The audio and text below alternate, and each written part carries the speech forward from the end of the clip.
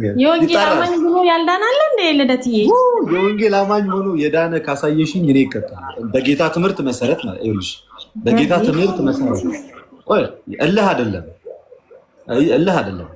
በጣም በተረጋጋ እልህ ምናምን አይደለም። ወንጌላዊ ሆኖ በክርስቶስ ኢየሱስ ትምህርት ሲመዘን የዳነ ሰው አሳየኝ። አንድ እንደ መጽሐፍ ቅዱስና እንደ ሐዋርያት ትምህርት ወንጌላዊ ሆኖ ወንጌላዊ ነኝ ብሎ ራሱ እኔ ወንጌላዊ ነው ብዬ ለመጥራት ይቸገራል። ወንጌላዊ አማኝ ናቸው ብዬ ለመጥራት ይቸገራል። ግን ያው ለመግባባት ያህል እንጠራራለን። እሺ ሙሉውን የት ነው ህብረት የምታደርገው አንቺ? እኔ የምኖረው ከሀገር ውጭ ነው። እሺ ግን አንድ ሰው አልዳነም ወይም ደግሞ አያምንም የምንለው ኢየሱስ ክርስቶስን ካላመነ ነው አይደል? ወይ ኢየሱስ ክርስቶስን ካልተከተለ ነው። እኔ የወንጌል አማኝ ነኝ። ወንጌል ደግሞ አንድ ልጁ ኢየሱስ ክርስቶስ ነው፣ እሱን ነው ማምነው እያልኩ ወይም ደግሞ ከነሱ ህብረት ነው የመጣሁት እያልኩ እየነገርኩክ አለመዳናችንን እንዴት ነው የምትነግረን? በጣም ፕሩፍ ላድርግልሽ። አሁን እንግዲህ ዋናው ሚዳኘን የኔ ስሜት የአንቺ ፍላጎት አይደለም፣ የእግዚአብሔር ቃል ነው አይደለ?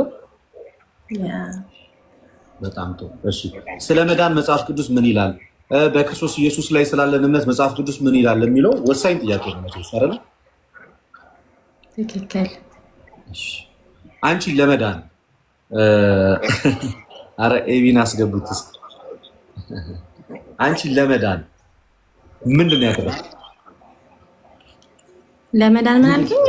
ምንድን ነው ለመዳን እንዴት ነው ሄዳንቺው? ወይ ደግሞ የአንቺ የደም ተሰጠልሽ እንዴት ነው ሄዳንቺው? በቃ በክርስቶስ ኢየሱስ ማመን በቂ አይደለም እንዴ ልደትዬ? ለመዳን በማመን ብቻ ነው ሄዳንቺው? በማመን ብቻ ነው ሄዳንቺው? አይ አሁን እምነት ብቻ ያድናል አያድንም ሳይሆን አንድ ሰው ክርስቶስን ከተከተለ ክርስቶስን ካመነ ሌላ ምን ያስፈልጋል? ስራ ልትለኝ ነው? ሌላ ያስፈልጋል አያስፈልግም ያልኩኝ አይደለም። ያንቺን አሁን ጥርት ያለውን ማለት ነው። አሁን ጥርት ያለውን ያልተደበላለቀ በቃ በኋላ ላይ አሁን ይኸውልሽ ስናወራ እንዴት መሰለሽ፣ አሁን ሞር በጣም በተረጋጋ ስሜት ሆነን ለማውራት እንሞክራለን እና አሁን አንቺ ይዳናል ብለሽ የምታስቢው ሰው በእምነቱ ብቻ በማመን ብቻ ይድናል ነው አይደል የምትይው? እህቴ ስምሽ ግን ማን ነው አላወኩም። ስሜ ቃል ኪዳን እባላለሁ። እሺ ቃልዬ፣ በማመን ብቻ ይዳናል ብለሽ የምታምኚው አንቺ አይደለ? ቆይ እሱ ጋር ከመምጣታችን በፊት ልደት አሁን እኔ ጴንጤ ወይም ደግሞ ፕሮቴስታንት መሆኔን እርሳውና አሁን እኔ ከቅድስት ድንግል ማርያም የተወለደውን ስለ እኔ ደሙን ያፈሰሰውን የናዝሬቱን ኢየሱስ ነው ማምነው፣ እሱን ነው የምከተለው እያልኩክ ነው። ድኛለው ወይስ አልዳንኩ? በማመን ብቻ ከሆነ አልዳንሽም።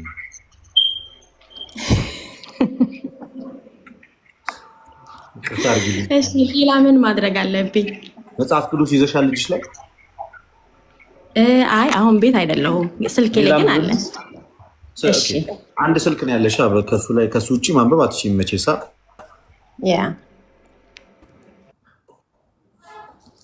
እሺ ማርቆስ ወንጌል ሲናገር እንደዚህ ይላል፣ ምዕራፍ 16 ከቁጥር 16 ያመነም የተጠመቀም ይድናል። ያመነ ብቻ ሳይሆን ያመነም የተጠመቀም ይድናል፣ ያላመነ ግን ይፈረድበታል ይላል። ሰው ለመዳን እምነት ብቻ ሳይሆን አምኖ መጠመቅ ያስፈልጋል እያለ ነው። ቃልዬ ምን ትያለሽ? አዎ እኔ ተጠምቄያለሁ። ጥምቀቱ ለመዳን ነው ወይስ ስለ ዳንሽ ነው የተጠመቅሽው? አይ ለመዳን አይደለም የተጠመቅኩት። ለመዳን አይደለም አይደል የተጠመቅሽው? አይ ለመዳንማ አይደለም። ለመዳንማ አመንኩ እኮ በክርስቶስ ኢየሱስ አመንኩኝ። ከዛ በኋላ ግን መጽሐፍ ግን ሲናገር ማለት ነው መጽሐፍ እንግዲህ እኔ ከራሴ አልጨምርም፣ ከፈለግሽ ቼክ ማድረግ ትችያለሽ ሄደሽ። መጽሐፍ ቅዱስ ግን አሁን አንቺ የምትይውን ነገር ጭራሽ እንደማይደግፍሽ ታውቂያለሽ። የእግዚአብሔር ቃል በፍጹም አይደግፍሽ። አልጨምርም አልቀንስም፣ ቃል በቃል ላንብብልሽ። ምን ይላል መሰለሽ? ያመነ ድኗል አላለም። ያመነም የተጠመቀም አምኖ ብቻ ሳይሆን አምኖ የተጠመቀ ያመነም የተጠመቀም ይድናል፣ ያላመነ ግን ይፈረድበታል ይላል። ታዲያ አሁን ቃልዬ አይ እኔ ለመዳን አይደለም የተጠመቅኩት ያለሽ፣ ጌታ ኢየሱስ ክርስቶስ ግን በዚህ በታላቁ መጽሐፍ ቅዱስ ሐዋርያትንም ወደ ዓለም ሲልካቸው የተናገረው ንግግር ግን ጥምቀቱ ለመዳን ነው፣ ማመን ብቻ አይደለም። አምናችሁ ስትጠመቁ ትድናላችሁ እያለ ነው። አንቺ ደግሞ አይ እኔ የተጠመቅኩት ለመዳን አይደለም ስላመንኩ ነው የዳንኩት እያልሽ ነው። ጌታ ደግሞ የምትድኑት አምናችሁ ስትጠመቁ ነው ይላል። ማን ነው ትክክለኛ ነገር የያዘው ታዲያ?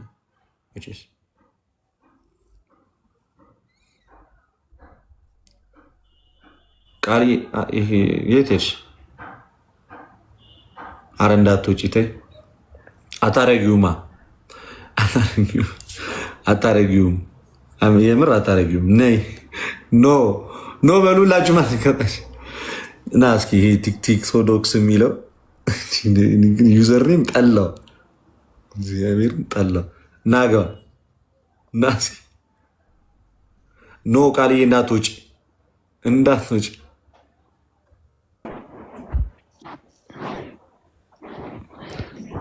ማን ልበል ስምን?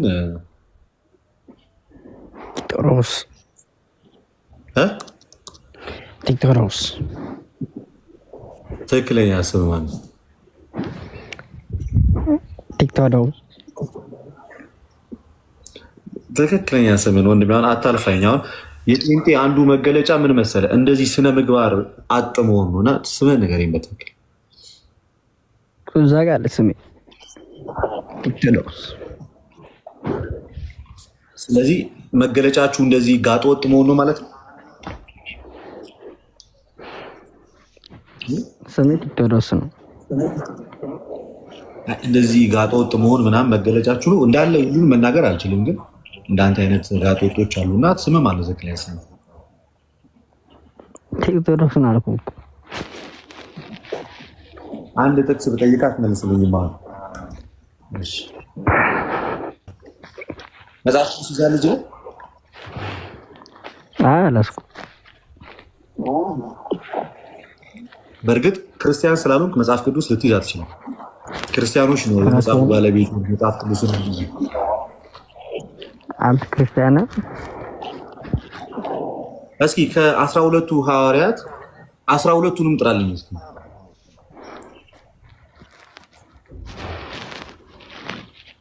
12ቱም አላነሱም። 12ቱንም እስኪ ከ12ቱ ሐዋርያት እስኪ 12ቱንም ጥራልኝ። 12ቱም እንኳን አልጠራም። አታውቃቸውም?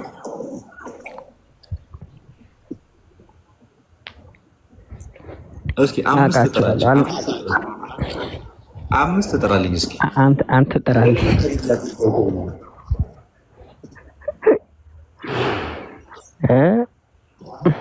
አምስት ጥራልኝ እስኪ። ቲክቶሮስ፣ ሌላ ማን አለ መሰለኝ?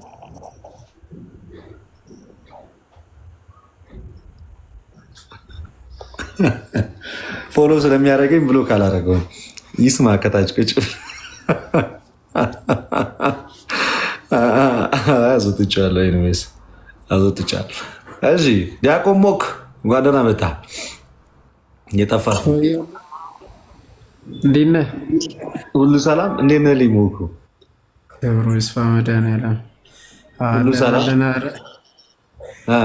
እንዴት ነው? እያሳቀኝ ነበረ ልጁ እና ለማንኛውም አስገባቸዋል።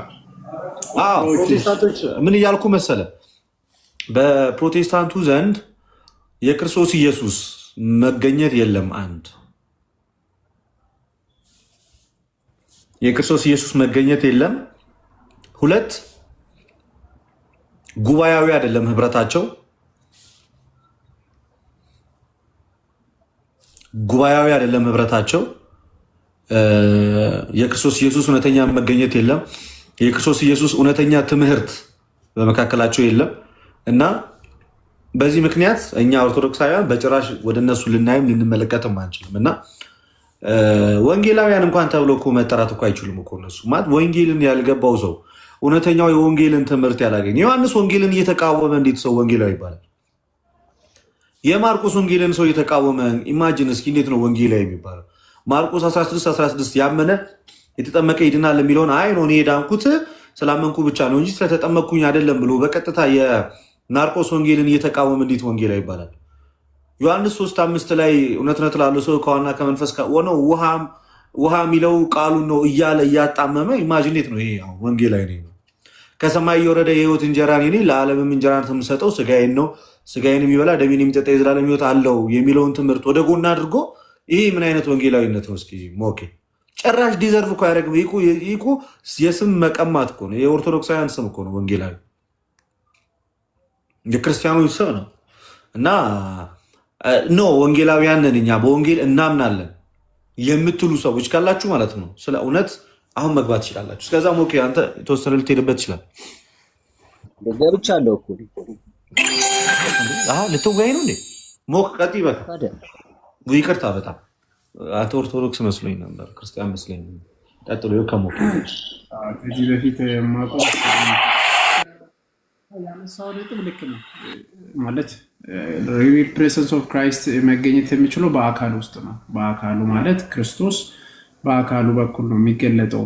አካል ደግሞ የሆነን እኛ ክርስቲያኖች ነን። ክርስቲያኖች ከዛ ከክርስቲያኖች ውጭ ሌሎች ክርስቲያኖች የሉም። በነገራችን ላይ አንድ በክራይስት ስም የሚጠሩት አንድ ስለሆኑ እነሱም የክርስቶስ አካል የሆኑት በስጋውና በደሙ በኩል ምን የሆኑት ናቸው? የተሳሰርነን በአካል ከክርስቶስ አካል ላይ ነው። እሺ ለማንኛውም እሺ ፍቅሬ ከየት ቤተ እምነት ነህ? ሰላም ብያለሁ። ሰላም ነው ዲያቆን ነው። እንዴት አለ? ከየት ቤተ እምነት ነህ? እኔ እዚህ አዳማ ላይ ነኝ። የጸጋው ቃል ሙላት ከምትባል ቤተክርስቲያን ውስጥ ነኝ። የጸጋው ምን ቃል ሙላት ቤተክርስቲያን? የጸጋው ቃል ሙላት። የጸጋው ቃል ሙላት የሚል ማለት በጴንጤቆስታል ስር ናችሁ? ያ ማለት ሙሉ ወንጌል ምናምን ወይስ ለብቻ ናችሁ? አንተ ያ ዋና ዋናዎቹን ነው የምታውቃቸው። መሰረተ ክርስቶስ ሙሉ ወንጌል እና የተባሉትን ነው የምታውቃቸው። አሉ እንደዚህም አይነት ቸርቾች አሉ። እምነታችሁ እስቲ እምነታችሁ በቅዱስ ቁርባንና ጥምቀት ላይ ያሉት ወይ በወንጌል ላይ ተጠቅሰው? ወንጌላዊ አማኝ ማለት እኮ ወንጌላዊ አማኝማ እኛ ነን። እሱ በኋላ እናወራለን። እስቲ ወንጌሉ ላይ ስለሆነ እንላለን። ወንጌላውያን አማኞች ተብሎ ቤተ እምነት የለምና በዛ ውስጥ ያው መካነ ኢየሱስም አሉ፣ ሌሎች ብዙ አሉ በዚህ ስም ያሉት እኮ። ሐሳቤ ገብተዋል። በቃ በእነያሽ በመካነ ኢየሱስ ዙሪያ ያሉት ውስጥ ጠቅልለኝ፣ ጭራሽ በመካነ ኢየሱስ ጠቅልለኝ። ሐሳቤ ይገባሃል እኮ ያው ወንጌላዊ ፕሮቴስታንት በሚለው የእምነት መግለጫ አላችሁ ማለት የእምነት መግለጫ ማለት ይሄ አዋጅ ምናምን ያው በኒቂያ ጉባኤ የታወጀውን የእምነት አቋም እሱ ተመሳሳይ።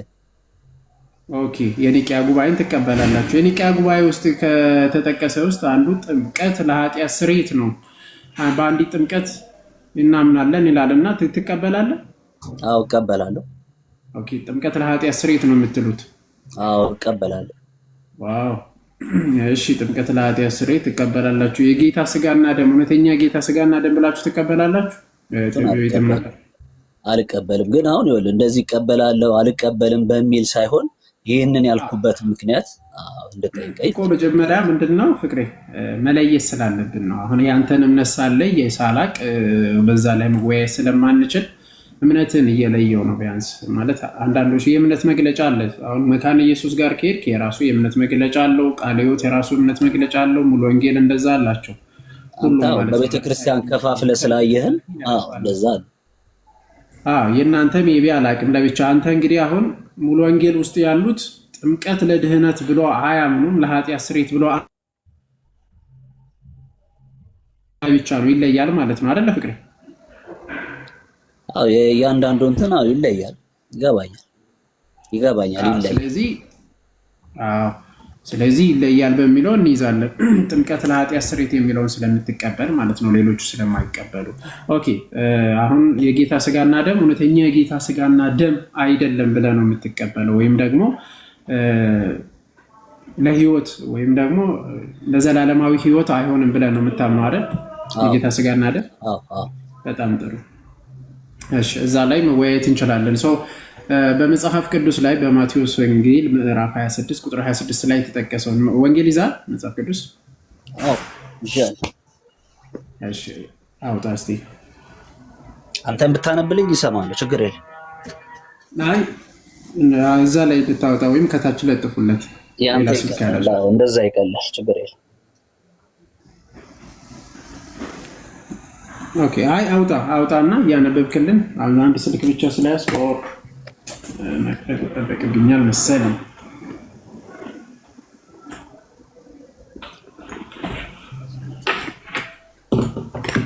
እሺ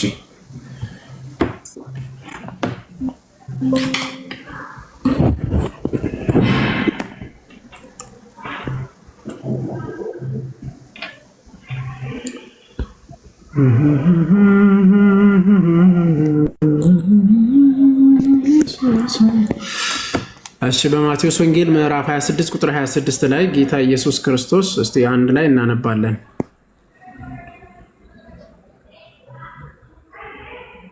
26 ቁጥር 26 ላይ እንዲህ ይላል። ሲበሉም እሺ አብረን ነው በደንብ ነው ይታያል። አዎ ይታያል። እሺ ሲበሉም ኢየሱስ እንጀራን አንስቶ ባረከ። ምን እንደው ያነሳው እንጀራን አንስቶ ባረከ። ቆርሶም ለደቀ መዛሙርቱ ሰጠና እንካችሁ ብሎ ይህ ስጋዬ ነው አለ። የስጋዬ ምሳሌ ነው ወይስ ስጋዬ ነው ያለው? ፍቅሬ ስጋዬ ነው አለ። ስጋዬ ነው። አንተ ስጋ የክርስቶስ ስጋ ነው ብለህ ትቀበላለህ? ክርስቶስ ስጋዬ ነው ያለውን አንተም እውነት ነው ያንተ ስጋ ነው ብለህ ትቀበላለህ? ስጋዬ ነው አለ እኮ። ይሄንን ሰፋ አድርገን ማሰብ ነው ያለበት። አሁን ነው ስላለ ሳይሆን አንተ ተነስተህ የምትጠይቀኝ እንትን እንካችሁ ብሎ ይህ ስጋዬ ነው ስላለ የሰጣቸው ቂጣ ስጋ ነው ነው የምትለኝ። አሜን ብለህ የክርስቶስ ስጋ ማለት ክርስቶስ ምን ነው አለው? ስጋዬ ነው አለው። ግን አንተም ከሱ ጋራ ስጋው ነው ትላለህ ወይስ አትልም? አይ አልልም። አይ የጌታ ወንጌልን አትቀበሉም የምንለው በምክንያት ነው ማለት ነው። ወንጌላውያን እኛ ነን። እኛ አሁን መኩ ለምን መሰለህ ልከራከርህ ፈልጌ አይደለም። ለምንድን ነው የማልቀበለው? ለምንድን ነው የማትቀበለው? እሱ እንደዚህ ብሎ ብትለኝ ነው የሚሻለኝ። እየሰጣቸው ያለው ቂጣ ነው። ቂጣውን ነው ስጋዬ ያለው ነው ካልከኝ ከኔ አቅጣጫ ሆኜ ሳየው ቂጣ ነው አይደለ? መጀመሪያ አንዴ ፍቅሬ መጀመሪያ ምንድን ነው ያነሳው? እንጀራን አንስቶ ከዛ ምን አደረገ? ባረከ። ከዛ በኋላ ምን አለ? እንካችሁ ብሉ ብሎ ይህ ስጋዬ ነው አለ። ይህ ስጋዬ ነው አለ። አንተም ከሱ ጋራ ስጋው ነው ትለዋለህ ስል አልልም አልከኝ። ጌታ ኢየሱስ ክርስቶስ ተሳስቶ ነው ስጋዬ ያለው? ስጋው ያለው በምን ምክንያት ነው? ምን ለማለት ነው? ቂጣው ነው ስጋው ነው? አይ በምንም ምክንያት ይሁን ጌታ ኢየሱስ ክርስቶስ ስጋዬ ነው ያለው አንተ ስጋው ነው ትላለህ ወይ? ተሳስቷል ክርስቶስ? እሺ ልቀበልህ፣ ስጋው ነው። እሺ በዚህ ሐሳብ ሂድልኝ። በኋላ ግን ጥያቄዎችን እጠይቃለሁ። ያው እሺ የተቀበሉት እንጀራ ስጋው ነው። እሺ ስጋውን ሰጣቸው ቆርሶ። እሺ ልቀበል። ይሄ ማለት ጌታ ኢየሱስ ክርስቶስ ያለው በነገራችን ላይ እዚህ ውስጥ ያላችሁ ሌሎችም ፕሮቴስታንቶች በደንብ እንዲሰሙኝ እኛ የምናምነው ጌታ ኢየሱስ ክርስቶስ የተናገረውን አሜን ብለን ነው የምንቀበለው። ምን አለ ጌታ ኢየሱስ ክርስቶስ ሲበሉ በቃ ይህ ስጋዬ ነው ካለ እኛም ምን ብለን ነው የምንቀበለው? አሜን፣ አዎ ስጋህ ነው ብለን ነው የምንቀበለው። ኦኬ እንቀጥላለን። ጽዋውን አንስቶ ምኑን አነሳ? መጀመሪያ ላይ ጽዋውን አነሳ። ኦኬ አመስግኖም ሰጣቸው እንዲህም አለ አይደል? መጀመሪያ ጽዋውን አነሳ። ከዚህ ቀጥሎ ምን አደረገ? አመሰገነ። ካመሰገነ በኋላ ምን አደረገ? ሁላችሁም ከእርሱ ጠጡ፣ ስለ ብዙዎች ኃጢአት ይቅርታ የሚፈስ የአዲስ ኪዳን ደሜ ይህ ነው አለ። እሺ ደሙ ነው ብለህ ትቀበላለህ? እሺ ተቀብያለሁ። ደሙ ነው ብለህ ትቀበላለህ ማለት? አዎ ተቀብያለሁ። ስጋው ነው ደሙ ነው ብሎ ተቀብያለሁ። እሺ በቃ ቴንኪው። ጌታ ኢየሱስ ክርስቶስ ስጋዬ ነው ያለው አሜን ብለህ ከተቀበልክ፣ ደሜ ነው ካለ ደሙ ነው ብለህ ከተቀበልክ ታስ ጉድ። የምንፈልገው እሱን ነው። ክርስቲያኖች የሆንበትን ምክንያት በኤርሊ ቸርች ፋዘርም በአባቶችም ማየት እንችላለን። እንቀጥላለን፣ እሱንም እናያለን። ጌታ ኢየሱስ ክርስቶስ ስጋዬ ነው ያለው ስጋው ብለን እንቀበላለን። ደሜ ነው ያለው ደሙ ብለን እንቀበላለን። በአባቶችም እስከ ዛሬ ድረስም የሚታመንበት ትምህርት ነው። ሌላም ጥቅስም ማንሳት እንችላለን። ዮሐንስ ምዕራፍ 6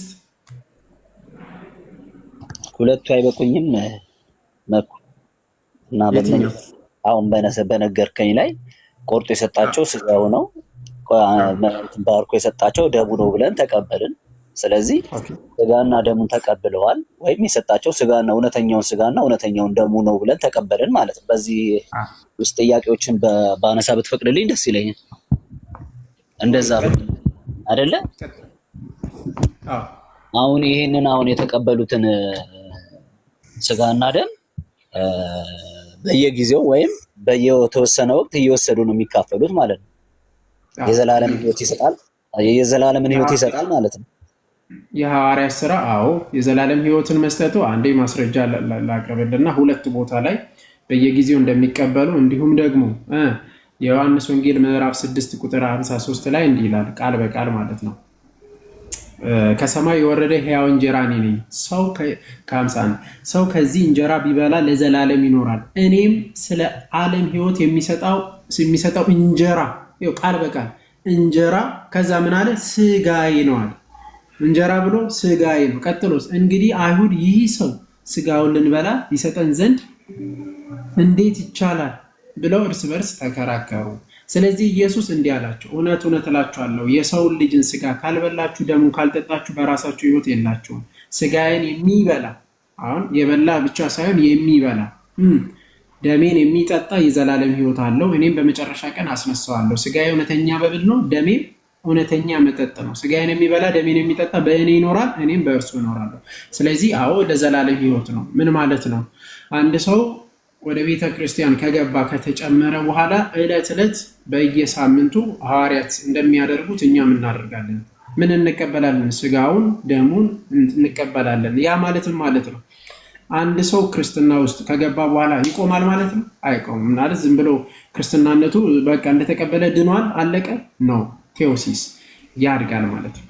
ወደ ማን? ወደ ክርስቶስ። ዕለት ዕለት አንድ ሰው ለስጋውና ለኖርማል ስጋው ለምድር ላይ ለሚኖረው እንደሚበላውና እንደሚጠጣው ስቲል ለነፍሱ ለዘላለም ሕይወቱ የጌታ ስጋና ደም በየጊዜው ያስፈልገዋል ማለት ነው።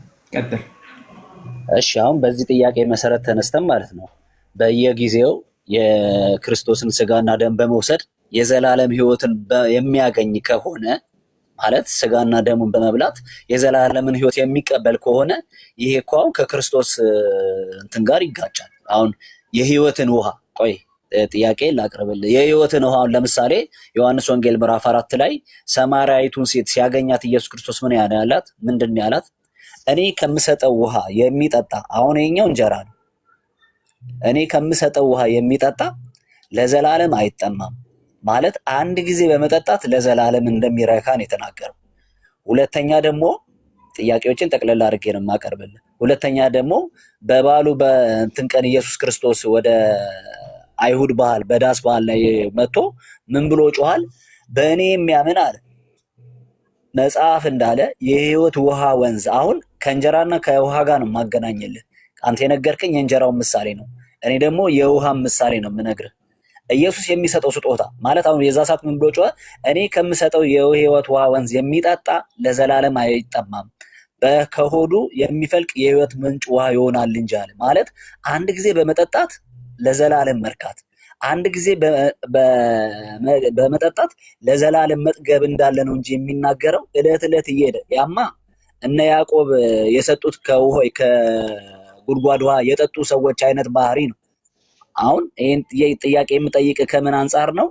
ይህ የተሰጠን የሕይወት እንጀራ ከሆነ ዕለት ዕለት እኮ መውሰድ አያስፈልገንም። ዕለት ዕለት ነው የዘላለም ሕይወት የምንወስደው። እዛ ጋር እኮ ኢየሱስ የሕይወት ውሃውን አንዴ በመስጠት ነው ለዘላለም ያረካው። ዕለት ዕለት የሚወሰድ የዘላለም ሕይወት የሚሰጥ የዘላለም የሕይወት እንጀራ ነው ወይ ነው? ሀሳብ ገብቶኛል። በምን ፈታው? እስቲ የሕይወት ምንጭ ውሃ እሱ ነው ክርስቶስ። ከእኔ የሚጠጣ ዘላለም አይጠማም ብሏል። ምን ማለቱ ነው? ምንድን ነው የሕይወት ምንጭ? አንዴ ትጠጣዋለህ ወይም አንዴ ያፈልቅልህና ለዘላለም አትነማለህ። ምንድን ነው እሱ? መንፈሱን ነው። መንፈስ ቅዱስን ነው። እሺ፣ መንፈስ ቅዱስን አንዴ ትጠጣና ለዘላለም ከአንተ ውስጥ ይፈልቃል። እሺ፣ ለዘላለም ኃጢአት ትሰራለህ? አዎ፣ በጣም ጥሩ። ኃጢአት ትሰራለህ። ክርስቶስ ስንት ጊዜ ነው የሞተው ለሰው ልጅ? አንዴ ነው የሞተው አይደል? አዎ። ለዘላለም ያድናል? ያድናል። አዎ። በጣም ጥሩ። አንድ ጊዜ የሞተው ክርስቶስ ለዘላለም ያድናል። ኃጢአት ብትሰራ ከዛ ኃጢአት ያጥብሃል? አዎ በደንብ አድርጋት። በተደጋጋሚ ብትወድቅ አሁንም ያጥብሃል። ጻድቅ 7 ይወድቃል ይላል፣ 7 ይነሳል። በጣም ጎበዝ። ስለዚህ ይህንን እኮ ነው የሚያነሳልን። ስለዚህ አንድ ሰው የጌታን ስጋና ደም የሚቀበልበትን በተደጋጋሚ ለምንድን ነው? አንዴ ክርስቶስ ቆይ አንዴ ካነሳው ነጥብ አንፃር አንዴ ክርስቶስ ሞቶላል። ለምንድን ነው ድጋሚ የሚያነሳ? አንዴ አንጽቶ እንትን አይልም? ባንታ አንጽቶ ነው። ገብቶኛል። አንተ አሁን የምትለኝ ነገር ገብቶኛል። ልክ ነህ። ግን በደሙ ያጥበኛል፣ እለት እንትን ይለኛል። አንዴ ጸደቀ ነው። ልክ ነው። ወጃ እንትኑ መሰረቱ ማለት ነው። ግን እሱ ፊት የምቀርብበት አቋም ስለሌለ ወይም አቅም ስለሌለኝ እለት በደሙ ይታጠባል። የደሙ አማላጅነት እዚህ ጋር ስለኔ ይቆምልኛል። ስለዚህ እለት ትቀበላለህ ማለት ነው። በሌላ አባባል ሌላ ምንም ንስሐ ቀርባለሁ። ስለዚህ ህይወት ማለት ነው። አዎ በጣም ጥሩ። ስለዚህ ምንድነው ምን እያልኩ ነው መሰለህ? አሁን ሐሳቡ እንዲገባ በቀላሉ አንድ ሰው በቤተ ክርስቲያን ውስጥ ስጋውና ደሙን የሚበላበትን ምንድነው ምክንያቱ? በየሳምንቱ ወይስ በየጊዜው ለምንድነው ይበላል ከተባለ ምንድነው መልሱ? እለት የጌታ ስጋና ደም አንድ ጊዜ የፈሰሰ ለዘላለም ነው የፈሰሰው። አንዱ ቀራንዮ ላይ የፈሰሰው ለመቼ ነው ያልኩ? ለዘላለም። ያ የዘላለም የፈሰሰ ደግሞ በየት ነው የሚገኘው? በቤተ ክርስቲያን ውስጥ። እኛ በቀራንዮ ላይ አሁን እለት የምንቀበለው ከየት የመጣ ነው ከተባለ ከቀራንዮ ላይ ያለውን ነው እንጂ ድጋሚ ምንም እናደርግ አይደለም። የሆነ እለት የሚሰዋ አዲስ መስዋዕት አይደለም። አንዱ ክርስቶስ የሰዋውን ያንኑ ምን እናደርጋለን? በኃጢአታችን የምንታጠብበት ነው። አንድ ጊዜ የተሰዋ በመሆኑ ለዛ ለዘላለም በቤተ ክርስቲያን ውስጥ እንቀበላለን ማለት ነው። ከዛ አንጻር ነው ህይወት ለዘላለም እለት የምትቀበለው ነው በየጊዜው ወይስ አንዴ የምትቀበለው? ኃጢአት በሰራው ጊዜ ሁሉ ይቀበላል ክርስቶስ። እኔ ደግሞ መወለድን የማገኘው አንዴ ከተቀበልኩት ህይወት አንጻር ስለሆነ ህይወትን ለዘላለም እለት የምቀበለው አድርጌ አልቆጥርም። መጽሐፍም እንደዛ የሚቆጥር አይመስለኝም። እሺ ለምን ህይወት ትጸልያለህ? እጸልያለሁ። ምንድን ነው የምትጸልየው? ለዘላለም ህይወት ወይስ በደላችንን ይቅር እንዲለን? በደላችንን ይቅር በለን እኛም የበደሉ ይቅር እንደምንል ብለን። በደል ይቅር ባይልስ በደል ባትጸልይስ የዘላለም ህይወት ታጣለህ? አላጣም። ባትጸልይ የዘላለም ህይወት አታጣም? አላጣም። ግን ይኸውልህ አሁን እዚህ ጋር ይኸውልህ ባትጸልይስ ብለህ ኮንፌር አታርገኝ። ለምን መሰለህ? ቆይ እሺ እመልስልሃለሁ፣ ይዘዋለሁ። መጸለይ የተወለደ ሰው ወይም በእግዚአብሔር መንግስት ውስጥ ያለ ሰው ከክርስቶስ የተካፈለ ሰው ባህሪ ነው። መጸለይ እንትኑ ነው፣ ኔቸሩ፣ ተፈጥሮ። አልጸለይክ ግን ሁኔታዎች ራሱ እንድትጸልይ ያደርጉ። እሺ ስለዚህ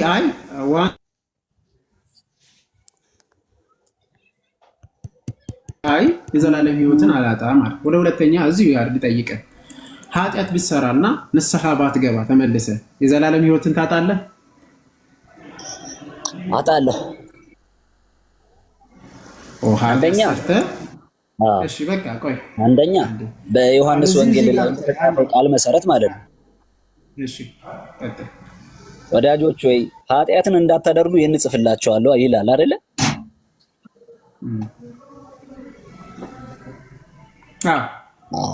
ኃጢአትን ብታደርጉ ግን ከአብ ዘንድ ጠበቃ አለን ብሎ ጠበቃችንን ያስቀምጣል።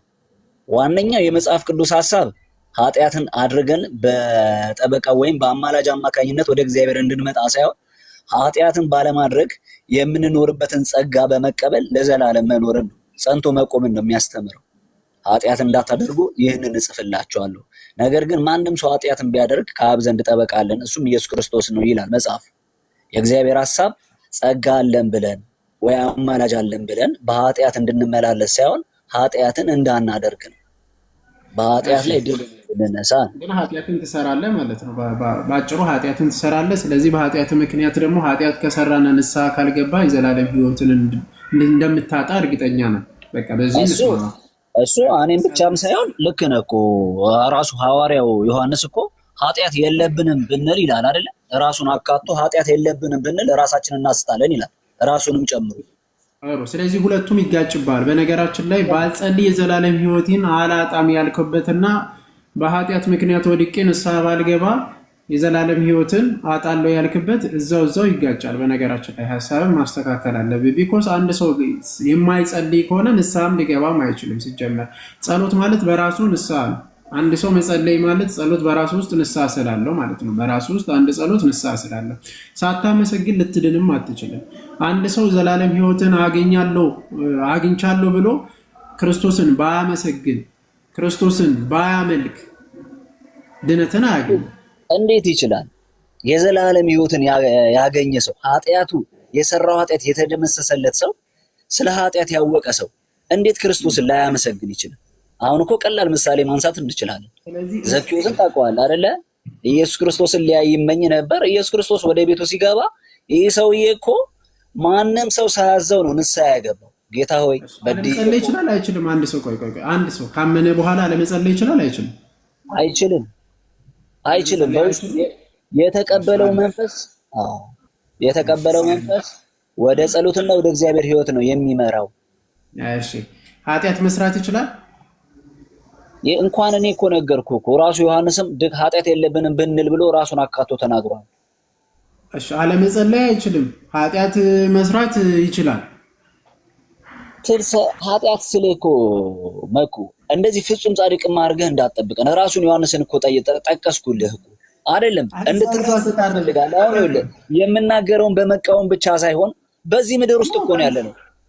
ማድቤት ውስጥ ሆነ አንጻርም ብቻ አይደለም። ቆይ እያነሳ ያለው ፍቅሬ አንዴ ከስርም ለሚሰሙ ሁሉ ማለት ነው ባንጸልይ የዘላለም ሕይወትን አናጣም የሚለውን አነሳ። ከዛ በኋላ አይ ጭራሹን ራሱ መጸለይ አይችልም ልንል አንችልም አይነት ነገር አቀረብክ። which is ፋላሲ ነው እርስ በርስ ማለት ነው። አንድ ሰው አለመጸለይ አይችልም የሚለው የለም በመጽሐፍ ቅዱስ ውስጥም አለ። እንኳን አለመጸለይ ብቻ አይደለም መካድ አለው ወይስ የለም? ልትክድ ትችላለህ አይደል? ልትክድ ትችላለህ አለ። በቃ ታዲያ አለመጸለይ ብቻ አይደለም ካለመጸለይ በኋላ የሚመጣው መካድን ራሱ ትችላለህ። እንኳን አለመጸለይ ብቻ አይደለም። እሺ እነ ጴጥሮስ መጸለይ አይችሉም ነበር አይደል? ከክርስቶስ ጋር እያሉ ደቀ መዛሙርቱ በመጀመሪያ ከመስቀል በፊት ለምን ልሱ ሊሰቀል ሄዶ እንቅልፍ አላቸውና ተኙ። ለምን ወደ ፈተና እንዳትገቡ ትጉና ጸልዩ እያለ ሲጠይቃቸው መጸለይ አይችሉም ነበር፣ አቅም የላቸውም ነበር አይደለ? አይጸልዩም ማለት አይደለም። በነገራችን ላይ ትጉና ጸልዩ ማለት በዛ ሌሊት ላይ እነርሱ ክርስቶስ እንደሚጸልዩ ሁሉ መጸለይና አለመጸለይ የተለያየ ነገር ነው። ክርስቶስ ተንሥኡ ለጸሎት ያለበት ቦታ ላይ እና ሌሊቱን ሙሉ ክርስቶስ በሚጸልይበት ልክ እነሱ መጸለይ ስለማይችሉ ነው እንጂ አይጸልዩም ማለት አይደለም። ፍቅር በቃ እኛም እንደዛ ነው። በቃ እኔንም እንደዛው ሰደ ገና በልጅነት ወይ ከዓለም ወደ ጌታ ስንመጣ የመጸለይ አቅም ላይኖረን ይችላል። እያደክ በመንፈሳዊ ሕይወት እየበሰልክ ስትሄድ ግን ወደዛ ሙላት ትሄዳለህ። አለመጸለይ ከሆነ እነሱም አልጸለዩም ነበር። ወደ አለመጸለይ መግባት አትችልም። ወደ አለመጸለይ መግባት አትችልም። አንድ ክርስቲያን ሆኖ ወደ አለመጸለይ መግባት አይችልም፣ መውደቅ አይችልም። ይችላል፣ እሱማ ይችላል። በቃ እሱን እኮ ነው እያነሳ ያለ ነው። ታዲያ ወደዚህ ያመጣንም እሱ ነው። ስለዚህ አንድ ሰው በደንብ እንድታስተውል የሚፈልገው አንድ ሰው ክርስቲያን ከሆነ በኋላ ምን መሆን ይችላል? አለመጸለይ ይችላል፣ ሊወድቅ ይችላል ማለት ነው። በኃጢአትም ጭምር ሊወድቅ ይችላል። ከዛም አልፎ ክዶ ሊወጣም ይችላል። ይሄ ይችላል፣ እንደ ይሁዳ ይችላል። እሱ ከተስማማን፣ ስለዚህ አንድ ሰው ምን ማድረግ አለበት ማለት ነው? ንስሐ መግባት አለበት ማለት ነው። ንስሐ በኃጢአት ከወደቀ ንስሐ መግባት አለበት። ለንስሐው ደግሞ ምን ያስፈልገዋል? የጌታ ስጋና ደም ግዴታ ያስፈልገዋል። አንድ ሰው የጌታ ስጋና ደም የማይቀበል ከሆነ ወይም ደግሞ ለኃጢአት ስርየት የሚቆይ ቃል በቃል እንዲያው ቃል በቃል ማየት አይተን ስለምንል ማለት ነው።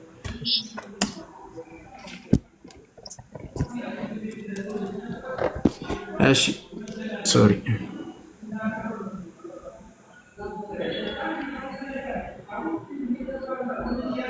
ማቴዎስ 26 ላይ ቃል በቃል የተቀመጠው ይህንን ነው። ጌታ ኢየሱስ ክርስቶስ ምን አለ? 26 ላይ ከ27 ምን ይላል? ጽዋን አንስቶ አመስግኖ ሰጣቸው እንዲህም አለ ሁላችሁ ማለት አንድ ሰው አይደለም በነገራችን ላይ የሚጠጣው ሰንበዲ ብቻ አይደለም ሁላችሁ ከእርሱ ምን አድርጉ ጠጡ ስለ ብዙዎች ለኃጢአት ይቅርታ የሚፈስ የአዲስ ኪዳን ደሜ ይህ ነው በቃ ጌታ ኢየሱስ ክርስቶስ የአዲስ ኪዳን ደሜ ይህ ነው ካለ በብሉይ ኪዳን ይቀርብ የነበረ ደም አለ በአዲስ ኪዳን ደግሞ የሚቀርብ አለ የብሉይ ኪዳን ጥላ ሆኖ ቢያልፍም የአዲስ ኪዳን ግን ዘላለም ሕይወትን የሚሰጥ ነው ስለዚህም ጌታ ኢየሱስ ክርስቶስ ኃጢአትን በሰራን ቁጥር ስጋውና ደሙን ስለሰጠን በወደቅን ቁጥር ምን አለን ማለት ነው የጌታ ስጋና ደም አንድ ጊዜ ፈሰሰ ስላለን መቀበል አለብን ይሄን ደግሞ ጌታ የአዲስ ኪዳን እንትን አድርጎ አቆመ ማለት ነው ኪዳን ነው በነገራችን ላይ የአዲስ ኪዳን ነው ደሜ ይህ ነው አለ በቃ አሜን ብለን መቀበል አለብን ጌታ ኢየሱስ ክርስቶስ ደሜ አለ አዎ ደሜ አዎ ከሁላችሁም ከርሱ ጠጡ አዎ ለምን ነው የሚሆነው አለ ለኃጢአት ለብዙዎች ለኃጢአት ይቅርታ ቃል በቃል አቆመ ስለዚህ እኛ የምንቀበለው አንተ ከጠየቀው ጥያቄ አንፃር ኦኬ ስንበድል እለት እለት ከበደልነው ካጠፋ ነው የኃጢአት ይቅርታ ማግኘት የምንችለው ይቅርታ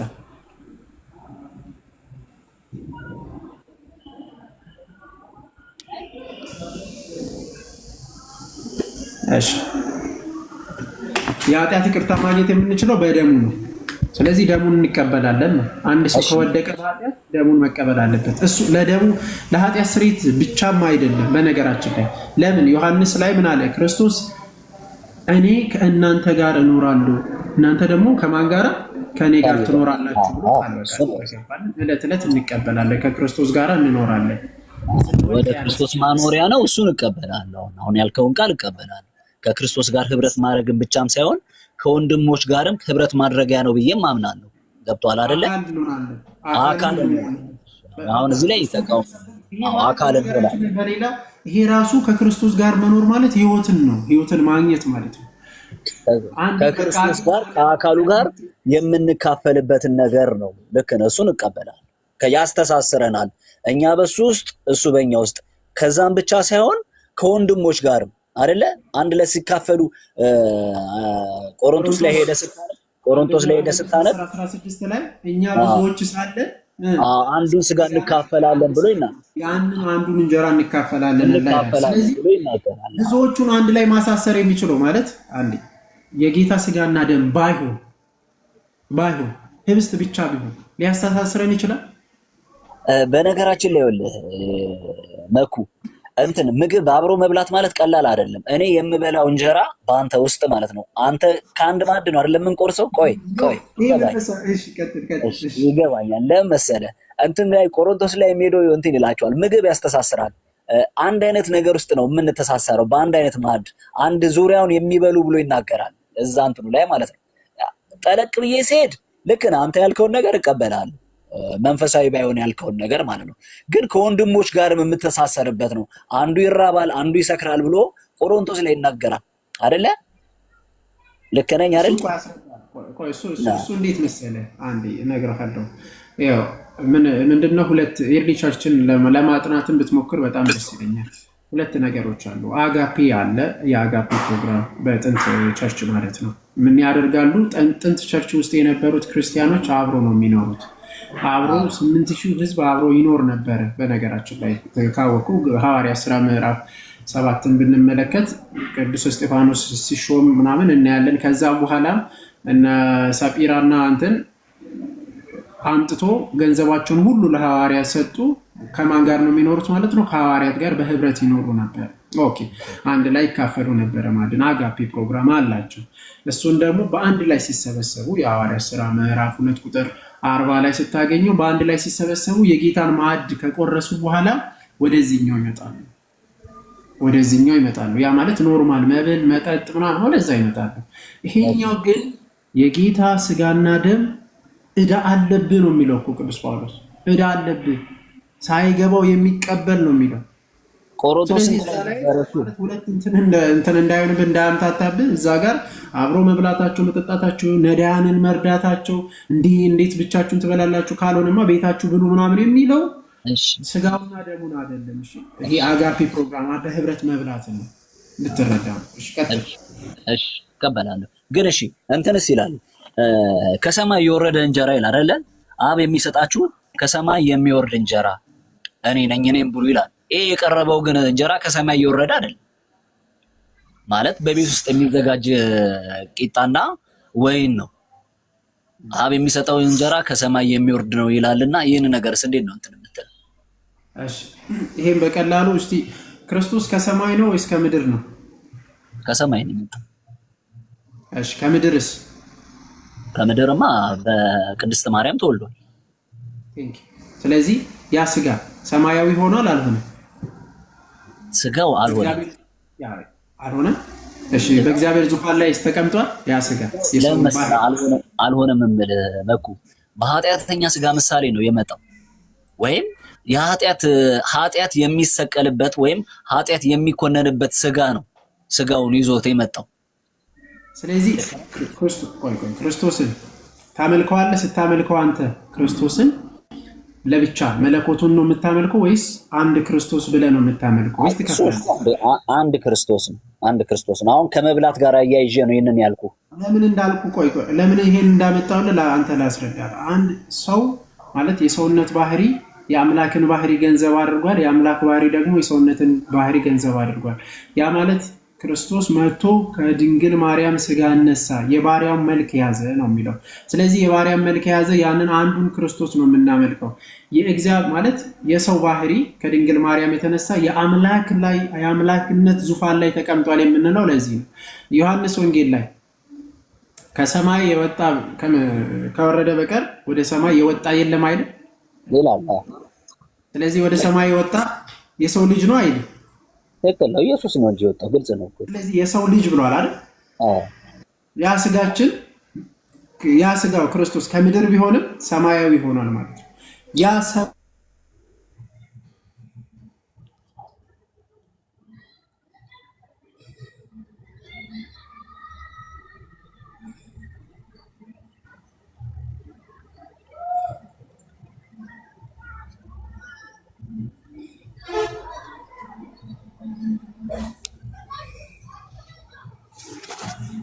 ይሰማል? ተቋርጧል።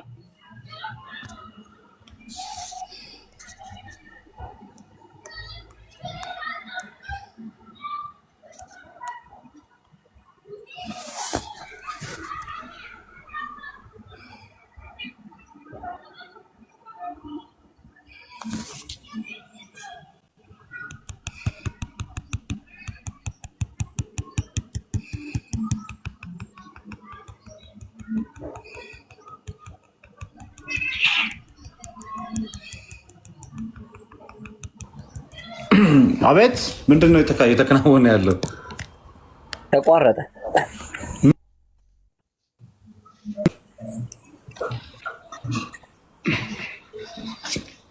ስለምን እየተወያያችሁ ነው የተቋረጠው?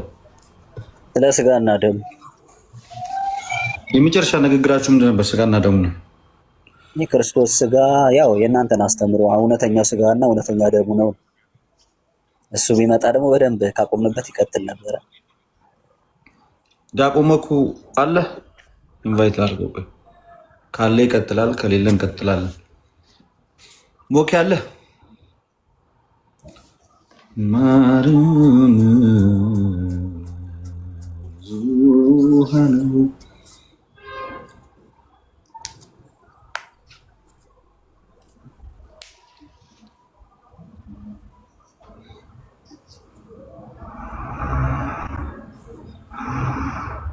በቃ እኛ እንቀጥላለና እሱ እንትን ማይል ከሆነ እሺ ቀጥልሽ።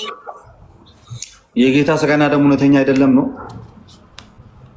አዎ ምሳሌ ነው ያልኩት። እሱ ደግሞ እውነተኛ መሆኑን እየነገረኝ ነው ያለው። እሺ ምሳሌ ነው የሚለው መጽሐፍ ቅዱስ ክፍሌቱ ጋር ነው ያለው። ያው በመጣ ጊዜ ሞቱንና ትንሣኤውን ትናገራላችሁ። ጥቅሱን ንገረኝ። መነሻ ጥቅሳችንን ታውቀዋለህ እኮ ንገረኝ። የቱ ጋር ነው? ምን ላይ ነው ያለው? አሁን ስለ ስጋና ደሙ በሰጠ ጊዜ ያለው የቱ ጋር ነው? አንተ የምትናገረውን ጥቅስማ ራስህ ነህ እኮ መናገር ያለብህ። በዚህ ልታግዘኝ ይገባል እኮ ልደት። እኔ አሁን ፈልጌ ያገኘዋለሁ። በእርግጥ ግን እኔ እኮ ምሳሌ ነው የሚል ትምህርት እኮ ስለማላቅ ነው እኮ ላግዝም አልችለው ማለት እኔ ምሳሌ ነው የሚል ትምህርት አላቅም። እውነተኛ ነው የሚለውን ጥቅስ አምጥቼ ላሳይ ልድርድርልህ። ምሳሌ ነው የሚል እሱን ቦታ አምጣልኝ። እሺ ላንብብልህ። እሺ እሺ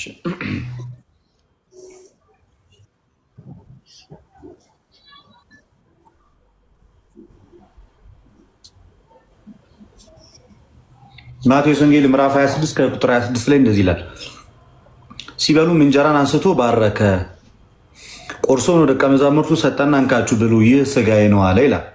ከዛ ጽዋንም አንስቶ አመስግኖ ሰጣቸው፣ እንዲህም አላቸው፣ ሁላችሁ ከእርሱ ጠጡ፣ ስለ ብዙዎች ለኃጢአት ይቅርታ የሚፈስ የአዲስ ኪዳን ደሜ ይህ ነው። ነገር ግን እላችኋለሁ በአባቴ መንግሥት ከእናንተ ጋር ከዚህ ወይን ፍሬ አዲሱን እስከምጠጣበት እስከዚያ ቀን ድረስ ከዛሬ ጀምሮ አልጠጣም አላቸው ይልና ስለ ብዙዎች ለኃጢአት ይቅርታ የፈሰሰ የአዲስ ኪዳን ደሜ ነው። ደሜ ይህ ነው አለ። ሥጋዬ ነው ደሜ ነው። ታሪክ ጋር ነው መታሰቢያ ነው ያላቸው። ያው ለመታሰቢያ አድርጉት ስለሚል እሱን ቃል ከሱ ቃል ተነስተን መታሰቢያ ያለው እኔ አሁን የምጠይቅህ ምን መሰለህ ፍቅሬ፣ እንዲህ ዝም ብሎ የሆነ ጉንጭ አልፋ ክርክርና ውይይት እንዳይሆን ሥጋዬ ይሄ ወይኑ የሥጋዬ መታሰቢያ ነው ያለበት ትምህርቱን የቱ ጋር ነው? ይሄ ወይኑ እዛው ጋር አለ አይደል? ምን ለማለት ክርስቶስ በቀጥታ ወይኑን ይሄ የሥጋዬ መታሰቢያ ነው፣ ይሄ መታሰቢያ ነው ያለበት ቦታ የለም።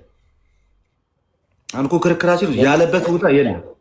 በተቃራኒው ግን ክርስቶስ ሥጋዬ እውነተኛ ሥጋ ነው፣ ደሜም እውነተኛ ደም ነው፣ እውነተኛ መጠጥ ነው ያለበትን ቦታ ግን በተቃራኒው እንዳለ ታውቃለህ። ሥጋዬም እውነተኛ መብል ነው፣ ደሜም እውነተኛ መጠጥ ነው ያለበት ቦታ እንዳለ ታውቃለህ። በጣም ጥሩ። አሁን ልደት እየተከራከርኩ አይደለም። አንድ ነገር እንድትረዳ የሚፈልገው ግግም ብዬ እንደዚህ ነው ብዬ አይደለም። በቃ እንትነውን አንተ ማስረዳት ነው ያለብህ። እኔ ጥያቄን እጠይቅሃለሁ፣ ከዛ መልሳለሁ፣ እንቀጥላለን። እንደዛ ነው ነገሩ። አሁን ለመታሰቢያ በበላችሁና በጠጣችሁ ጊዜ ለመታሰቢያ አድርጉት ስለሚል የክርስቶስ መታሰቢያ ነው ብለን የምናምነው። ለዛ ነው እንደዛ ያለው። ይህንን በበላችሁ ጊዜ አንተ ያልከው ቃል የማርቆስ ወንጌል ምዕራፍ 14 ከዛ ምዕራፍ 14 ላይ ያለውን እናወጣ። የማርቆስ ወንጌል ማርቆስ 14:23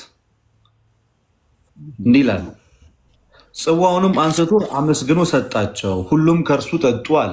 ምን ብሎ? ሁሉም ከእርሱ ጠጥተዋል።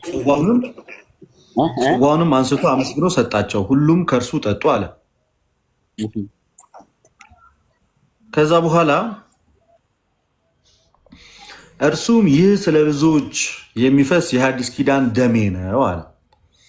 እውነት እውነት እላችኋለሁ በእግዚአብሔር መንግሥት ከወይኑ ፍሬ አዲሱን እስከመጣው ከዚያ ቀን ድረስ ማንም አልጠጣም አላቸው። ከዛ ደቀ መዛሙርቱም እያለ ይቀጥላል።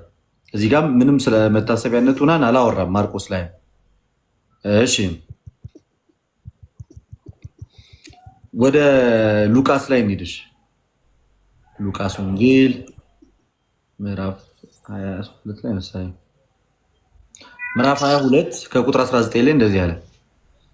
ጽዋንም ተከፍ ብሎ እንደዚህ አለ፣ ጽዋንም ተቀበለ፣ አመስግኖ እንካችሁ በመካከላችሁ ተካፈሉ ትላችኋለሁ፣ የእግዚአብሔር መንግሥት እስኪመጣ ድረስ ከአሁን ጀምሮ ከወይኑ ፍሬ አልጠጣም። እንጀራንም አንስቶ አመስግኖ ቆርሶ ሰጣቸውና ስለ እናንተ የሚሰጠው ሥጋዬ ይህ ነው፣ ይህን ለመታሰቢያ አድርጉታል አለ። እንዲህም ከእራት በኋላ ጽዋን አንስቶ እንዲህ አለ፣ ይህ ጽዋ ስለ እናንተ በሚፈሰው በደሜ የሚሆን የአዲስ ኪዳን ነው ብሎ ነገራቸው።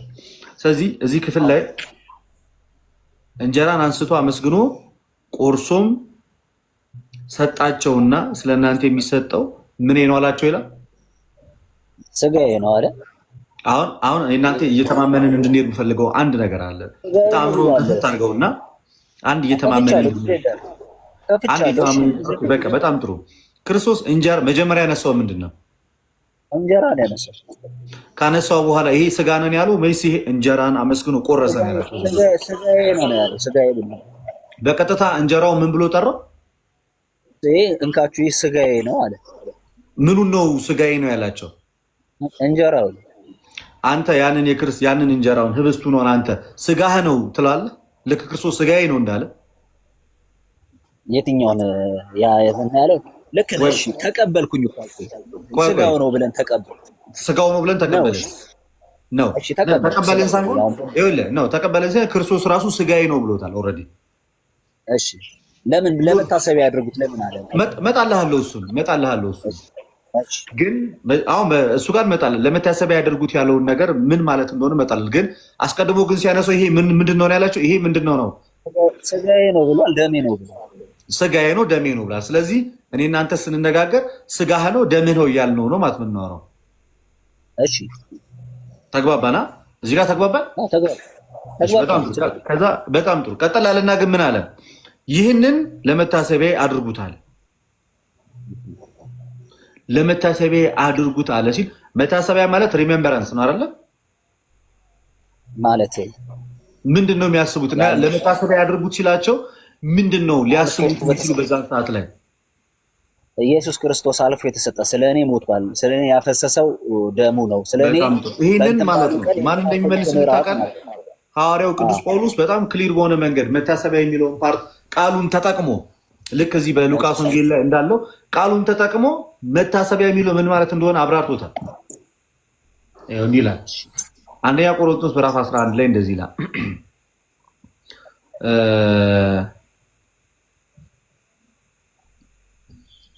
ከቁጥር 23 ጀምሮ ለእናንተ ደግሞ አሳልፌ የሰጠሁት እኔ ከጌታ ተቀብዬዋለሁና ጌታ ኢየሱስ አልፎ በተሰጠባት በዚያች ሌሊት አለ እንጀራን አንስቶ አመሰገነ፣ ቆርሶም እንካችሁ ብሎ ይህ ስለእናንተ የሚሆን ስጋዬ ነው፣ ይህን ለመታሰቢያ አድርጉት አለ። ከዛ በኋላ እንዲህ አለ እንዲሁም ከራት በኋላ ጽዋን ደግሞ አንስቶ ይህ ጽዋ በደሜ የሚሆን የሐዲስ ኪዳን ነው፣ በጠጣችሁ ጊዜ ሁሉ ይህንን ለመታሰቢያ አድርጉት አለ። ይህን እንጀራ በበላችሁ ጊዜ ሁሉ ይህንንም ጽዋ በጠጣችሁ ጊዜ ሁሉ ጌታ እስኪመጣ ድረስ ሞቱን ትናገራላችኋል። ስለዚህ የትኛውም ክርስቲያን የጌታችን የኢየሱስ ክርስቶስን ቅዱስ ስጋውና ክቡር ደሙን በበላና በጠጣ ሰዓት ላይ ሁልጊዜም የሚያስበውና የሚናገረው የሚመሰክረው ምንድን ነው? የክርስቶስ ኢየሱስ ሞቱንና ትንሣኤ ነው። ቃሉ የሚጀምረው ይሄ የስጋዬ መታሰቢያ ነው ብሎ ቢጀምር የትኛውም የአዲስ ኪዳን መጽሐፍ በቃ ይሄ የክርስቶስ ኢየሱስ የስጋው መታሰቢያ ነው፣ ከመታሰቢያነት የዘለለ ሌላ ምንም ጥቅም ሊሰጥ አይችልም ብለን እናምን ነበር። ግን መጽሐፉ የሚለው በተቃራኒ ስጋዬ ነው ደሜ ነው። ስለዚህ ጌታ ሲጀምር ስጋዬ ነው ብሎ ጀምሯል። የጌታ ስጋ ከሆነ ደግሞ የዘላለም ሕይወት ይሰጣል። ስጋዬ እውነተኛ ስጋ ነው፣ ደሜም እውነተኛ ደም ነው ስላለ እውነተኛ ከሆነ ሕይወትን ይሰጣል። ቀጠል ብሎ ይህን ለመታሰቢያ ያደርጉት ያለው ምንድን ነው? ይሄ ዝም ብሎ ወደ አፍ ዝም ብሎ እንደዚህ የምንወስደው እንዳገኘን ዝም ብለን የምንበላ የምንጠጣው ነገር አለ እና በተቃራኒው ምንድን ነው ስንል በክርስቶስ ኢየሱስ በሞቱ በስቅለቱ በመስከሩ ይቅርታ በመስቀሉ ለማለት ነው። ይቅርታ በቃላት ግድፈት በመስቀሉ መከራ የመጣ ስለሆነ ክርስቶስ ኢየሱስ ዳግም እስኪመጣ ድረስ በምንሰበሰብበት በየትኛውም ጊዜ እና በየትኛውም ሰዓት የክርስቶስ ኢየሱስ ሞትና ትንሣኤን እያሰብን ነው የምንበላው። ይሄ መታሰቢያ ስጋ ነው እያልን ሳይሆን የምንበላው የጌታን እውነተኛውን ስጋና ደም ስንበላና ስንጠጣ የክርስቶስ ኢየሱስ ሞትና ትንሣኤን እያሰብን እየተናገርን እየመሰከርን እንበላለን እንጂ በቀጥታ ቁርባኑ መታሰቢያ ብቻ ነው ብሎ የተናገረ መታሰቢያ ብቻ ቢሆንማ ይሄ የስጋዬ መታሰቢያ ነው ብሎ ይጠራ ነበር። ተግባባ? እሺ፣ አዎ ተግባብተናል። ልደት አሁን እዚህ ጋር ጥያቄ የምጠይቀው በብሉይ ኪዳን እኮ የእግዚአብሔር ሕግ አለ ደም በፍጹም እንደማይጠጣ ወይም እንደማይበላ ይናገራል። አንደኛ ከዚህ ጋር አይጋጭም። ሁለተኛ ምን አይነት ደም ለኃጢአት መስዋዕት የሚቀርበውን ደም ወይም የሚታረዱትን ደም የአብርሃም የኮሎዶጎሞርን እንትኖች ገሎ መልከጼዴቅን ሊገናኙ እንደሄደ ታስታውሳለህ? ኦሪት ዘፍጥረት። ከዛ በኋላ ለመልከጼዴቅ ያቀረበው ምንድን ነው? እንትንን ነው የሚለው ምንድን ነው? ከዘረፈው ወይንና ስንዴ ያቀረበው መስዋዕት አድርጎ ያቀረበው ምንድን ነው? እሺ ወይንና ስንዴ የሚሆን ከዘረፈው መስዋዕት አድርጎ ያቀረበው ወይንና ስንዴ ነው። አለቀ። እኛ የክርስቶስ ሊትራሊ ሲጀመር እምነታችን ሊትራሊ ይሄ ክርስቶስ ጎኑ እየተቀዳ ከዛ ይሄ ሊትራሊ ፉል ብለን ያንን እያነሳን እንጠጣለን አይደለም ያለው። እኛ ያለው ሲጀመር ክርስቶስ ኢየሱስ ህብስቱን አንስቶ ባርኮታል፣ አመስግኗል፣ ቀድሷል። ስለዚህ በቃ ይሄ ስጋዬ ነው አለ። ስለዚህ በሞመንት ክርስቶስ ያንን ቃል ካወጣባት ሰዓት ጀምሮ የምንበላውና የምንጠጣው የጌታ የኢየሱስ ክርስቶስን ቅዱስ ሥጋውና ክቡር ደሙን ነው። ታዲያውን ካልከኝ ጋር አይጋጭም። አሁን ካልከኝ ለምን መሰለህ አብርሃም ያወጣው እንትን መስዋዕት ብለህ ነገርከኝ። እኔ ደግሞ ብሉይ ኪዳን ላይ ማን ነው ሄድኩና የእስራኤላውያን የመገናኛው ድንኳን ውስጥ ስለሚቀርቡት ስለ ኃጢአት መስዋዕቶች ውስጥ አንስቼ ስለ ኃጢአት የሚሰዋው የእንስሳው ሥጋ በፍጹም በተለይ ይሄ ሊቀ ካህኑ ይዞት የሚገባው አለ አይደለ? ኃጢአት አያስተሰርይም ነበር። ሲጀመር የብሉይ ኪዳኑ መስዋዕት ኃጢአት አያስተሰርይም ነበር። ምሳሌ ነው ልደቴ። ኃጢአት አያስተሰርይም ለምን? የአዲስ ኪዳኑ ግን ማለት ነው። የአዲስ ኪዳኑ ይሄ ጌታ ኢየሱስ ክርስቶስ በማቴዎስ ወንጌል ይሄ ለአዲስ ኪዳን ለኃጢአት ይቅርታ የፈሰሰ ደሜ ነው ብሎ የተናገረው እሱ ለኃጢአት ይቅርታ ይሆናል። የብሉይ ኪዳኑ ግን በጭራሽ ለኃጢአት ይቅርታ አይሆንም። በጭራሽ በምንም አይነት መስፈርት ያልኩት ምንድነው ልደት ያልኩህ እኮ ሀሳብ ገብቶኛል። ያልኩህ ደም አይበላም በብሉይ ኪዳን የሚረጭ ነው። በላን እኛ ሊትራሊ ይሄ ደም የሰው ደም መች በላን እኛ ጠጣን። የክርስቶስን ደም የሰው ደም ለኃጢአት የሚቀርብ ደም አይደለ? እሺ በብሉይ ኪዳን የሚቀርበው የኃጢአት መስዋዕት አለ አይደለ? የሚታረደው በተለይ ሊቀ ካህኑ በዓመት አንዴ ወደ ቅድስተ ቅዱሳን ይዞት የሚገባው የእንስሳት ሥጋ የታረደው መስዋዕቱ ይቃጠላል ከሰፈር ውጭ ይወጣል እንጂ አይበላም። ባሺ በአዲስ ኪዳን ምን ሆነ? በአዲስ ኪዳን ያንን መስዋዕት ማን ተካው? ክርስቶስ ራሱን ምን አድርጎ መስዋዕት አደረገ? ክርስቶስ በጋ ቀረበ፣ ራሱን መስዋዕት አድርጎ አቀረበ። ልደትዬ ገብቶኛል እኮ ሐሳብ እየተከራከርኩ አይደል? በጋ ቀረበ ወይንስ ራሱን መስዋዕት አድርጎ አቀረበ? ክርስቶስ በአዲስ ኪዳን ምኑን ያቀረበ? ራሱን። በጣም ጥሩ። ራሱን መስዋዕት አድርጎ አቀረበ ጌታ ኢየሱስ ክርስቶስ። ከዛ ያ የክርስቶስ ሥጋ እየተሸነሸነ ለሰው ተሰጠ። አሁን እኮ አንተ ስትለኝ ምንድን ነው ያልኩት? መልስልኝ አንድ ጊዜ። ሥጋው እየተሸነሸነ ተሰጠ ወይንስ እንዴት ነው የኃጢአት ስርየት ይሆን?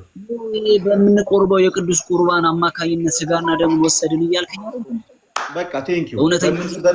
በምንወስደው እኮ በጣም ጥሩ። በምንወስደው ክርስቶስ ሥጋዬ ነው እንዳለ፣ ምክንያቱም ሐዋርያት አይደሉም መጀመሪያ ይህን ነገር ይሄ እውነተኛ ሥጋ ነው ያለው ራሱ ክርስቶስ። በቃ አነሳ ህብስቱን ሥጋዬ ነው፣ እንጀራውን ሥጋዬ ነው ብሎ ጠራው። እኛም ዛሬ በቅዳሴ ጸሎት ከቅዳሴ ጸሎት በኋላ የምንቀበለው ያ ቁርባን ጌታ ኢየሱስ ክርስቶስ እውነተኛ ሥጋ ነው ብለን እንድንቀበል ያስቻለን በዋነኝነት ክርስቶስ ኢየሱስ አመስግኖ ሥጋዬ ነው ስላለ እኛም ሥጋ ነው ብለን ይህንን ነገር ክርስቶስ ለኃጢአት ይቅርታ የሚፈስ ደሜ ነው እንዳለ ታውቃለህ? አዎ እኮ ልደትዬ ልክ ነው። እሱ ብቻ አይደለም። እኔ ጥያቄ ገብቶኛል። በብሉይ ኪዳን ሊትራሊ ደም ነው። በአዲስ ኪዳን ዝም ሲጀመር በብሉይ ኪዳን ደም እንኳን ቢፈስ ያ ደም ኃጢአት ያስተሰሪ ነበር። አዎ ለጊዜው በነበረው የኪዳን ስርዓት ቆይ እንደ ልደት ስማኝ እኮ እየተከራከርኩ አይደለም። በነበረው የኪዳን ስርዓት ኃጢአታቸው ይቅር ይባላል ለዘላለም አይሁን እንጂ እኮ ለዘላለም። ስለዚህ ለዘላለማዊ ኃጢአት ስርየት የለውም። ቆይ ለጊዜውም ቢሆን ኃጢአታቸውን ያስተሰርይላቸው። ለጊዜው ከእግዚአብሔር ጋር ይታረቁበታል። ለጊዜው ጊዜያዊ እርቅ ያገኙበታል። አንዴ አዳምጠኝ ቆይ ፕሊዝ። ለጊዜው ጊዜያዊ እርቅ ያገኙበታል። ዘላለማዊ የኃጢአት ስርየት ያገኛሉ? አያገኙም። እሱማ የክርስቶስ ነው። አያገኙም። በሐዲስ ኪዳን በማቴዎስ ወንጌል ምዕራፍ 26 ቁጥር 26 ላይ ይህ ለኃጢአት ይቅርታ የሚፈስ የሐዲስ ኪዳን ደሜ ነው ብሏል አላለ? ለምን ይቅርታ የሚፈስ አለ? ልደትዬ ተቀብያለሁ። እኮ እንትን ነው ሰፋ አሁን የመጨረሻ አንድ ነገር ብቻ ልንገርህ። ክርስቶስ ይህ ጽዋ ከክርስቶስ ኢየሱስ ደም ጋር ህብረት ያለው አይደለምን ብሏል አላለም? እሺ ነው እኮ ተቀብያለሁ። ደሙ ከክርስቶስ ጽዋው ከክርስቶስ ደም ጋር ህብረት አለው የለውም? ነው ልደት የምትጠይቀኝ አይደለም? ህብረት አለ ወይንስ የለውም ነው የኔ ጥያቄ። ህብረት አለው እኮ ህብረት አለው እንጂ ህብረት አለው ማለት ምን ማለት ነው? ህብረት አለው ማለት አንድ ነው። ተቀበልኩ እኮ ልደት። ሥጋው ነው የሰጠን እንጀራ እውነተኛው ሥጋው ነው የሰጠን ወይን እውነተኛ ደሙ ነው ብለን ተቀበልን አይደለ? እውነተኛ ደሙ። በጣም ጥሩ። ከተቀበልን እውነተኛ ደሙ ከሆነ ለኃጢአት ይቅርታ የማይሆንበትን አንድ ምክንያት ነገር አረ ለኃጢአት ይቅርታ ነው አልኩ። አሁን እኮ ጥያቄ አልገባህም ልደትዬ። ሰፋ አድርግና ስማኝ። እኔ እኮ ልከራከር እንትን ልልህ አይደለም። ይቅርታ ነው ብላምን አረ ነው እንዴ? እንዴት ነው ማላም ነው? እንዴት ነው ማላም ነው? ለኃጢአት ከእንስሳት የሚበልጥ ለዘላለም ለኃጢአት ይቅርታ ነው እንጂ እንዴት ነው ማላም ነው? እሱ እኔ አሁን እኮ ጥያቄ እሱ አይደለም የእኮ አልሰማኸኝም እኮ ልደትዬ። እኔ ያልኩ ምንድነው በብሉይ ኪዳን አሁን ቆይ በአዲስ ኪዳን ልበል አሁን በምንወስደው ደሙ እውነተኛው ደም ከሆነ የምንወስደው በቅዱስ ቁርባኑ ማለት ነው ስጋው እውነተኛው እንጀራው እውነተኛው ስጋና ደሙ እውነተኛው የክርስቶስ ደም ከሆነ የምንወስደው ማለት ነው። በብሉይ ኪዳን እኮ ደም አይጠጣም ነበር ወይ አይበላም ነበር፣ ኃጢአት ነው፣ ደምን አፍስሱት ነው የሚለው። እሱ እንኳን እሱ አይደለም እንትን ላይ ምንድነው ሐዋርያት ስራ ላይ ከደም ከታነቀም ከዝሙት እንድትርቁ ተብሏል። ይህ አይጋጭም ወይ? እንደገናም ለኃጢአት መስዋዕት የአዲስ ኪዳን ማን ነው አሮን ይዞት የሚገባው በመጨረሻው ሰዓት ላይ በአመት አንዴ ወደ ቅድስተ ቅዱሳን ይዞት የሚገባው ደሙን ደም አለ ይዞት የሚረጨው እዛ ነው የሚረጨው። ስጋው የሚቀርበው ለኃጢአት መስዋዕት የሚቀርበው ስጋ ይቃጠላል፣ አመዱ ታፍሶ ከሰፈር ውጪ ይደፋል እንጂ አይበላም። ከሱ ጋር አይጋጭም ወይ ነው ጥያቄ ነው የጠየቁት። ልደት ሐሳቤ ገልጿል። ልመልስልህ። በጣም ቆንጆ ጥያቄ